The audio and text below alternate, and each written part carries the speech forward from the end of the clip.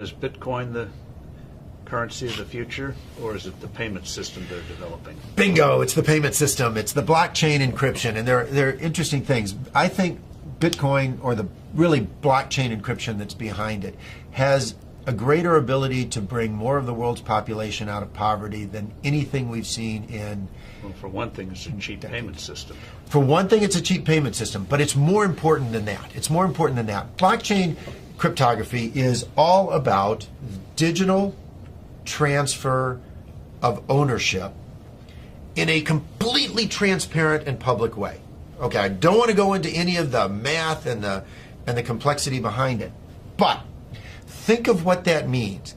That means that I can actually record ownership in public in a digital means. 50% of the world's population has a mobile phone. I read an estimate this month that in 2020, 90% of the world's population will have mobile phones. That's probably a high estimate, but that's okay. Now, $35 smartphones. But we're throwing them away, and they can ship them off to emerging markets. But what's powerful about this, now think about Hernando de Soto. Yes. Okay. The Institute for Liberty and Democracy in Peru. I really think Hernando de Soto should win the Nobel Prize for the work he's done. I hope he does. But he's gone around the world and identified one of the most powerful things to the economy and the creation of wealth, and that is the ownership of property. Which you can then use as collateral. Which you can use as collateral, and when you own it, you will develop it. You will. The best thing you can do for the environment is to own it, because when you own it, you make sure it's sustainable for your future family, and that's powerful. But they don't have the ability to own it. If you live in a shanty town, you operate outside of the legal economy. It's not that you want to operate outside of the legal economy, but you have no ownership of any property. Although in the neighborhood, everyone knows who owns what. And once you introduce blockchain cryptography, guess what they can do? Have a public ledger of ownership and transfer that cannot be denied, because it's absolutely transparent. It's absolutely transparent. It is the means through which these individuals can get exactly what Hernando de Soto thinks they best need to bring themselves out of poverty. It is so much more profound than that, but at its very basis, it has the ability to give these individuals the right of ownership to property. And that has, more than anything else, the ability to bring them out of poverty. And I can't wait. It'll be adopted elsewhere. I mean, it's such a powerful, blockchain encryption is such a powerful tool.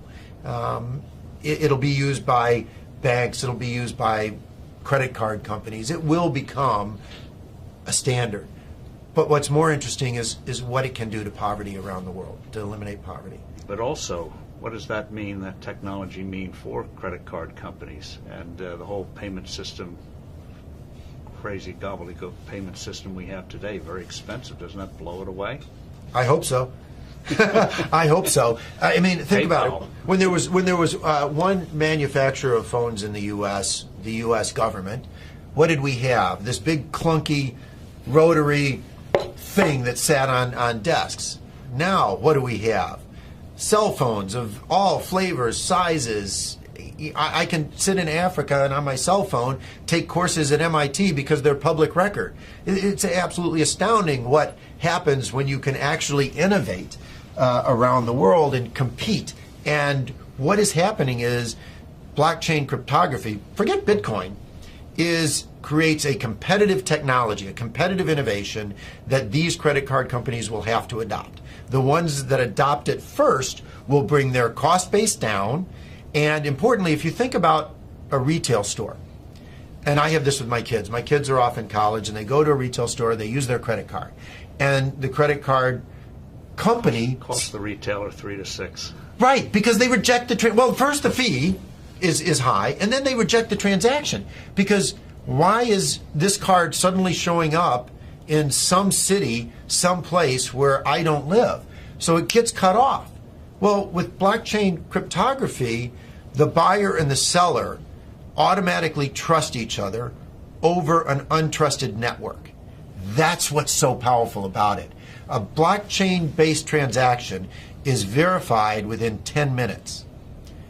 It's not verified within 10 minutes for a credit card, which is why 5 to 10% of all transactions are rejected on the spot. It's not verified until often days later. Even a check is not verified for days. And that is completely taken out of the system. So on day one, the retailer's sales go up because they don't have to reject the transaction and they save on the fees. It doesn't really get much better than that if you're looking for a disruptive innovation in any single industry. It's wonderful.